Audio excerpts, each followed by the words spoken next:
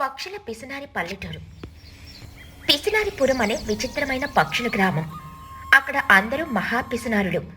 ఆ ఊరికి కొత్తగా తుని పిచ్చుక మరియు బుజ్జి పిచ్చుక వచ్చారు. ఇంటి సామాన్లు సర్దుకుంటూ తుని పక్కింటి చిచ్చుకాకిని పలకరించింది. నమస్తేనండి, మేము పక్కింట్లో కొత్తగా చేరాము. మా కులా ఇంకా ఫిట్ చేయలేదు. కాస్త దాహంగా ఉంది. ఒక గ్లాస్ మంచినీళ్ళు ఇస్తారా? చిచ్చుకాకి తలుపు సగం తెరిచి పైనుండి కిందకి చూస్తూ, నీళ్ళు కావాలా? ఒత్తినేనా? మా ఊర్లో మంచినీళ్ళు కూడా అమ్మకమే. గ్లాస్ నీళ్ళు 5 రూపాయలు.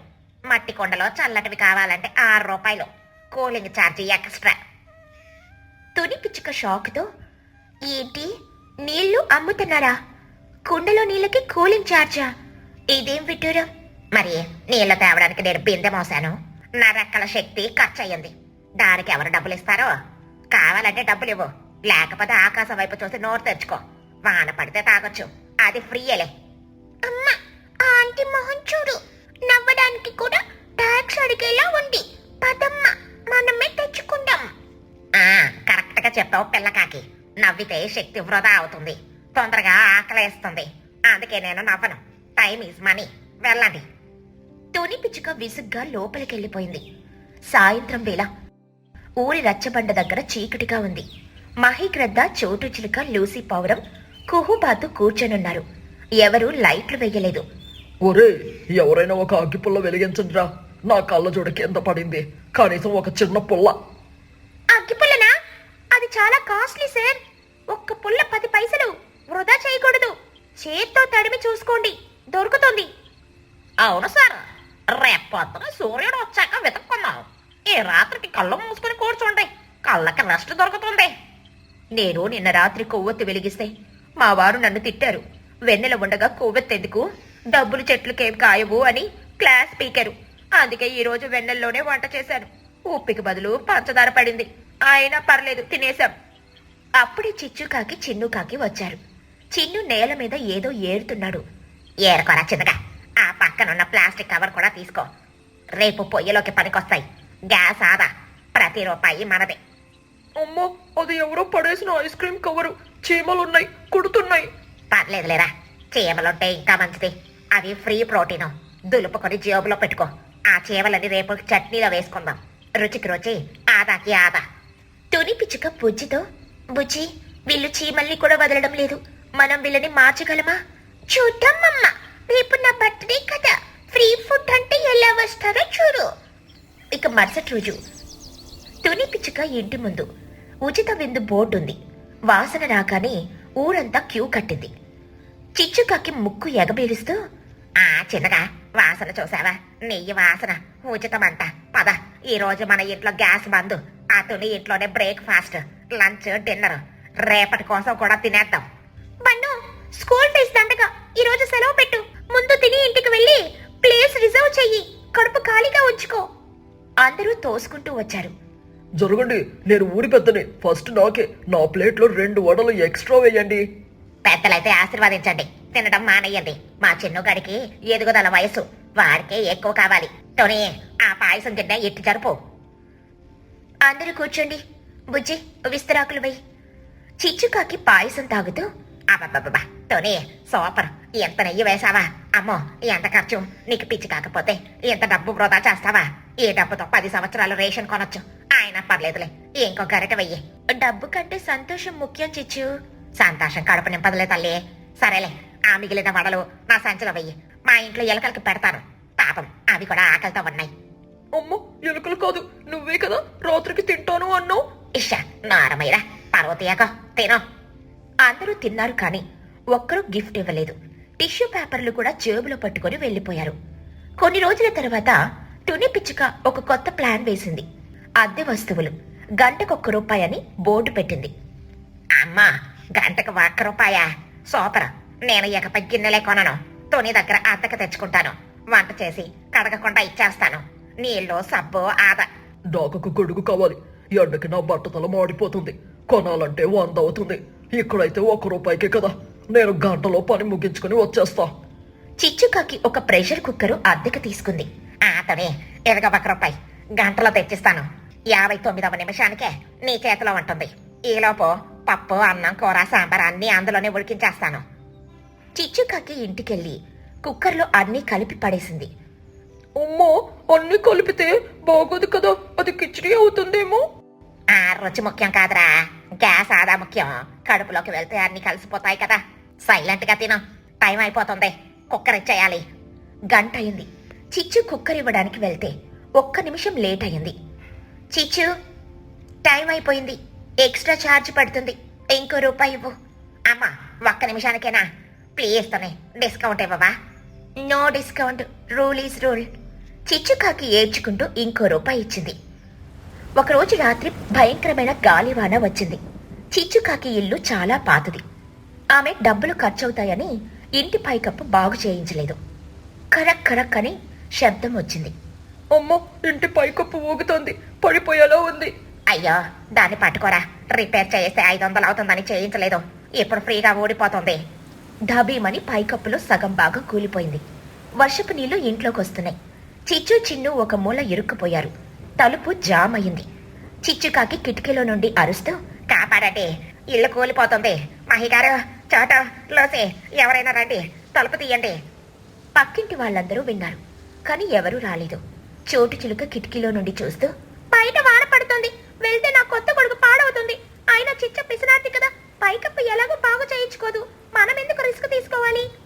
నేను టార్చ్ లైట్ వేస్తే బ్యాటరీ అయిపోతుంది, రేపు పొద్దున్నే చూద్దాంలే.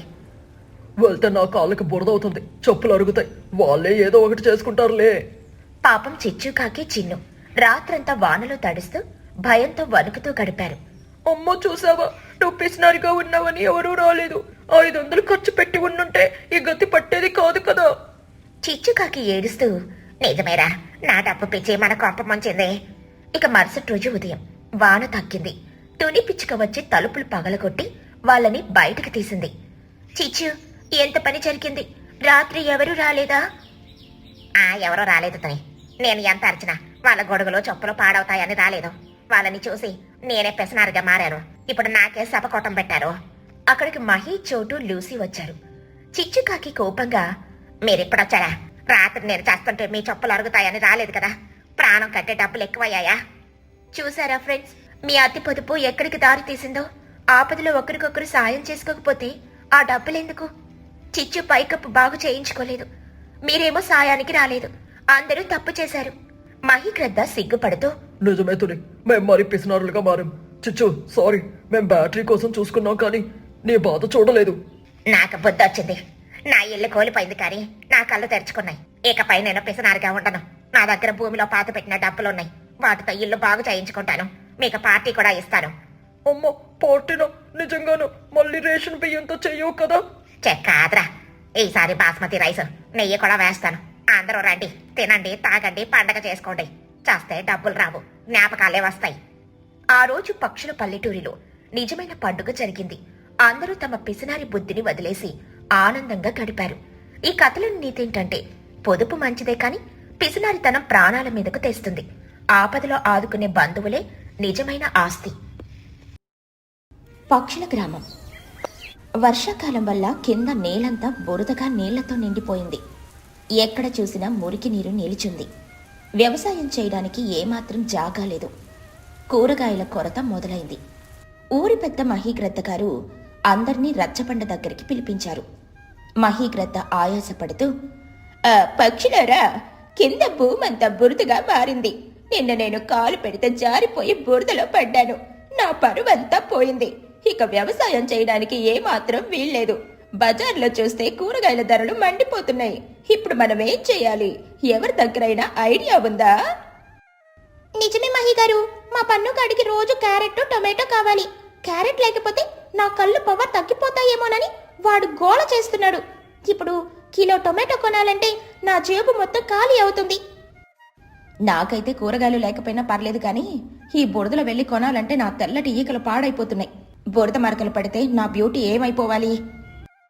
అప్పుడు తుని పిచ్చుక ఉత్సాహంగా ముందుకొచ్చింది. మహిగారు, కింద నేల బురదగా ఉంటే ఏంటి? మన ఇళ్లపైన పెద్ద మేడలు ఖాళీగా ఉన్నాయి కదా. మనం బస్తాల్లో, కుండీల్లో మట్టి పోసి మన ఇంటి పైకప్పుల మీద కూరగాయలు ఎందుకు పండించకూడదు? దీన్నే టెర్రస్ ఫార్మింగ్ అంటారు. ఎండ కూడా బాగా తగులుతుంది. అబ్బలా ఐడియాతోనే మేడ మీదకే మొక్కలకి గాలి ఎండ రెండు పుష్కలంగా దొరుకుతాయి. నేను వాగు దగ్గర నుండి రోజుకి 2 బిందెల నీళ్లు మోసుకొచ్చి అందరి మొక్కలకి పోస్తాను. నాకు నీళ్ళంటే బల ఇష్టం కదా. నేను మా మేడ మీద పచ్చిమిరపకాయలు పండిస్తాను. మా మమ్మీకి మిరపకాయల బజ్జీలు ఇష్టము. నేను మా అమ్మతో కలిసి బెండకాయలు టొమాటోలు పండిస్తాను. నా చేతులతో నేను నీళ్లు పోస్తాను. కానీ మన చిచ్చుకాకి మాత్రం ఈ ఐడియా నచ్చలేదు. ఆమెకు మట్టి మోయడం, కష్టపడడం అంటే విపరీతమైన బద్ధకం. ఏంటతోనే మేడ మీద మట్టి పోస్తారా? ఇల్లు ఏమైనా పాడైపోతే, పైకప్పు కూలిపోతే ఎవరు కట్టిస్తారు? పైగా ఆ కింద నుండి మట్టి బస్తాలు పైకి మొయ్యాలంటే నా నడుము ఇరిగిపోతుంది. నా సున్నితమైన రెక్కలు దెబ్బతింటాయి. నేను ఈ కష్టపడే పనులకు అస్సలు రాను. కష్టపడకపోతే కూరగాయలు ఎలా వస్తాయి చిచ్చు? మేడ మీద పచ్చదనం ఉంటే ఇంటికి కూడా చాలా చల్లగా ఉంటుంది. ఒకసారి ప్రయత్నించు, చాలా ఆనందంగా ఉంటుంది. నాకు మట్టొద్దు, బురద వద్దు. నేను స్మార్ట్గా ఆలోచిస్తాను. మీరంతా ఆ మట్టి మోసుకొని నడుములు ఇరగొట్టుకోండి. మరుసటి రోజు ఉదయం ఊరంతా పండగలా ఉంది. తుని, బుజ్జి, చోటు, బన్ను, లూసి అందరూ తమ ఇళ్లపైకి మట్టి కుండలు, ఖాళీ బస్తాలు మోస్తున్నారు. కుహుబాతు అందరికీ నీళ్లందిస్తూ సాయం చేస్తుంది. లూసీ పావురం ఆయాసపడుతూ అద్దంలో ముఖం చూసుకుంటూ, అమ్మో, ఈ మట్టి బస్తా మోస్తుంటే నా మేకప్ అంతా చెమటికి కరిగిపోతుంది. ఈ మట్టి వల్ల నాకు డస్ట్ ఎలర్జీ వస్తుందేమో. అయినా పర్లేదులే, నా మేడ మీద గులాబీలు టొమాటోలు పండిస్తే ఫోటోలకి బలా అందంగా ఉంటుంది. ఇదిగో లోసయ్య, నీ మొక్కలకు నీళ్లు తెచ్చాను. మెల్లగా పోయి ప్రకృతితో మమేకమైతే ఆ గ్లో వేరుగా ఉంటుందిలే. మరోవైపు చిచ్చుకాకి తన ఇంటి కింద నిలబడి పైకి చూస్తోంది. పక్కింటి వాళ్ళంతా హడావడిగా ఉన్నారు. అమ్మో, అందరూ మేడ మీద తోటలు వేస్తున్నారు. వాళ్ళ ఇల్లు పచ్చగా మారిపోతున్నాయి. మనం కూడా మట్టి తెద్దామా? నాకు కూడా మొక్కలు నాటాలనుంది. మట్టి ఎందుకురా పిచ్చోడా? మట్టి బరువు ఎక్కువ, ఇల్లు పాడవుతుంది. పైగా ఇల్లు ఊడ్చుకోవడం నా వల్ల కాదు. అందుకే నేను ఒక సూపర్ లైట్ వెయిట్ ఐడియా వేశాను. మన ఇంట్లో పాత తలగడ్డలో స్పాంజ్ మొక్కలు ఉన్నాయి కదా, వాటిని పైకి తీసుకెళ్ళు. చిన్నుకాకి ఆశ్చర్యంగా కళ్ళు పెద్దవి చేసి, తొలగడలో స్పాంజా? వాటితో ఏం చేస్తామమ్మా? టోబా మీద పడుకుని నిద్రపోదామా? నిద్రపోవడానికి కాదురా, వ్యవసాయం చేయడానికి. మట్టి కంటే ఈ స్పాంజ్, దోది చాలా మెత్తగా ఉంటాయి. ఇందులో విత్తనాలు వేస్తే మొక్కలు అబ్బా ఎంత మెత్తగా ఉందో అని హాయిగా ఫాస్ట్గా పెరుగుతాయి. బరువు కూడా ఉండదు పదా. అమ్మా, దూదుల మొక్కలు ఎలా వస్తాయి? దానికి పోషకాలు బలం ఉండదు కదా. నాకన్నీ తెలుసులేరా. నా టెక్నాలజీ గురించి నీకేం తెలుసు? నువ్వు నేను చెప్పింది విను. చిచ్చుకాకి మేడ మీద ఆమె కొన్ని పాత తిండ్లు కోసి అందులో ఉన్న దూదిని స్పాంజ్ ముక్కలను ప్లాస్టిక్ కవర్లలో పెట్టింది. అందులో టొమాటో, వంకాయ విత్తనాలు వేసింది. తర్వాత వాటన్నిటికీ ఒక ముద్దు పెట్టింది. నిద్రపోండి విత్తనాలారా. ఈ మెత్తటి స్పాంజ్లో హాయిగా పడుకోండి. చూసావా చిన్నుగా, నా టెర్రస్ గార్డెన్ రెడీ. దీనికి ఇప్పుడు కొంచెం నీళ్లు పోస్తే చాలు. రేపొద్దున్నే నాకు కిలోల కొద్ది కూరగాయలు వచ్చేస్తాయి. 2 రోజుల్లో వంకాయలు వచ్చేస్తాయి. నీ ఇష్టమమ్మా, కానీ ఇదంతా చూస్తుంటే నాకు చాలా డౌట్గా ఉంది.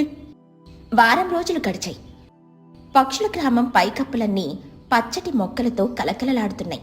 తుని పిచ్చుక మేడ మీద ఎర్రటి టొమాటోలు, పచ్చటి బెండకాయలు కాశాయి. చోటు చిలుక మేడ మీద సొరకాయ పందిరి భలే ఉంది. లూసి పావురం కొత్తిమీర, పుదీనా పండించింది. కుహుబాతు రోజు వాగు నుండి నీళ్లు తెచ్చి అందరి మొక్కలకు ప్రేమగా పోస్తుంది. కాని మన చిచ్చుకాకి మేడ మీద పరిస్థితి దారుణంగా తయారైంది. ఆ స్పాంజ్ ముక్కలు పాత దూది నీళ్లకి నానిపోయి నల్లగా మారిపోయి గబ్బు వాసనొస్తున్నాయి. ఒక్క విత్తనం కూడా మొలకెత్తలేదు. ఆ వాసనకి అక్కడ ఈగలు, దోమలు పండుగ చేసుకుంటున్నాయి. చిన్నుకాకి ముక్కు గట్టిగా మూసుకుంటూ, అమ్మో, మన తోటలో నుండి కుళ్ళిన వాసన వస్తుంది. పక్కింటి వాళ్ళు కూడా మన మేడ వైపు చూసి ముక్కు మోసుకుంటున్నారు. ఈ దూదంతా పాడైపోయి మురుగు కాలువలా తయారైంది. ఏంట్రా మొలవలేదా? ఇంత మెత్తటి పరుపులు వేసినా ఈ విత్తనాలకి బుద్ధి లేదో? పోనీలే, ఎవరికో ఎందుకో ఆ తునిగాడి దగ్గరే ఉచితంగా కూరగాయలు అడుగుదాం. ఆమె ఎలాగో తారకరుడు కదా, కాదనకుండా ఇస్తుందిలే. సాయంత్రం వేళ ఊరి పక్షులన్నీ కలిసి తమ ఇళ్ల పైకప్పుల మీద నిలబడి ఒకరితోటినొకరు చూసుకుంటూ సంతోషంగా మాట్లాడుకుంటున్నారు. మహిగ్రద్ద కింద నుండి చూస్తూ ఆనందంగా, అద్భుతం పక్షులారా, మన ఇళ్ల పైకప్పులన్నీ ఇప్పుడు నందనవనంలా మారాయి. ఎక్కడ చూసినా పచ్చదనం, Tuni idea super duper hit. మన ఊరిని చూసి పక్క ఊరి వాళ్ళు కూడా నేర్చుకోవాలి. మహిగారు, ఈరోజు నా మేడ మీద కాసిన టొమాటోలు బెండకాయలతో నేను పెద్ద విందు భోజనం వండుతున్నాను. అందరూ రాత్రికి మా ఇంటికే రండి, అందరం కలిసి తిందాం. నేను నా తోటలో పండిన తాజా పుదీనా కొత్తిమీర తెస్తాను తుని, చట్నీ చేద్దాం. నేను సొరకాయ తెస్తాను, పప్పులో వేద్దాం. మా బన్నుకి అది చాలా ఇష్టం. నేను వంటకు కావాల్సిన తాజా నీళ్లు తెస్తాను. అప్పుడే చిచ్చుకాకి తన మేడ మీద నుండి గొంతు సవరించుకుని అరిచింది. తుని, మరి నేనేం తేవాలి? నేను కూడా పార్టీకి వస్తున్నాను, నాకు బాగా ఆకలిగా ఉంది. తుని పిచ్చుక నవ్వుతూ, రా చిచ్చు, నీ తోటలో ఏం పండించావో అది తీసుకురా, స్పెషల్గా వండుకుందాం. చిచ్చుకాకి బిక్కమొహం వేసి తడబడుతూ, నా తోటలోనా? అది నా విత్తనాలు చాలా డెలికేట్లే, అవి బయటకు రావడానికి సిగ్గుపడుతున్నాయి, ఇంకా నిద్రపోతున్నాయి. అయినా నా స్పాంజ్ తోటకి కొంచెం జలుబు చేసింది, అందుకే వాసన వస్తుంది. నేను కావాలంటే మా ఇంట్లో ఉన్న కంచాల గ్లాసులో తెస్తాను. అమ్మో, అబద్ధాలు ఎందుకు? మా అమ్మ మట్టి పరువు మొయ్యలేక పాత తలగడలో స్పాంజులలో విత్తనాలు వేసింది, అవి కుళ్ళిపోయి గబ్బు పడుతున్నాయి. ఏంటి చిచ్చు, విత్తనాలకు తలకడ వేశావా? నువ్వు చేసే ప్రయోగాలు చూస్తే నాకు నవ్వాలో ఏడవాలో అర్థమే కావడం లేదు. మట్టిలో ఉన్న బలం, పోషకాలు నీ పాత దిండుల్లో ఎలా ఉంటాయి? కొంచెం కామన్ సెన్స్ వాడు. అందుకే మీ మేడ మీద నుండి ఉదయం నుండి బట్టల సబ్బు కుళ్ళిన వాసన వస్తోందా? నీ స్పాంజ్కి జలుబు కాదు చిచ్చు, నీ బుర్రకి బద్ధకం పట్టింది.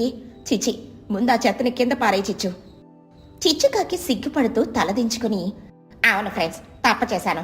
కష్టపడకుండా కూరగాయలు రావని అర్థమైంది. మట్టిలోనే అసలైన బలం ఉంది. నా బద్ధకం వల్ల అంతా పాడైపోయింది. ఈ రోజుకి నన్ను క్షమించి మీ కూరగాయలు పెట్టండి. రేపటి నుండి నేను కూడా కుహుతో కలిసి బురదలో నుండి మంచి మట్టిని మోసుకొని వచ్చి నా మేడ మీద నిజమైన తోట వేస్తాను. అలా రా దొరికి, రేపు ఉదయాన్నే నేను నీకు సాయం చేస్తాను. లేచిచ్చు, ముందు కిందకి రా. రండి అందరూ, ఈరోజు మన మేడ మీద పండిన పంటతో మొదటి ముద్ద తిందాం. మనందరి కష్టం ఈ కూరగాయల్లో దాగుంది. ఆ రాత్రి పక్షులన్నీ తుని పిచ్చుక మేడ మీద చల్లని గాలిలో కూర్చుని తమ సొంతంగా పండించుకున్న కూరగాయలతో వండిన రుచికరమైన భోజనాన్ని పంచుకుని తిన్నాయి.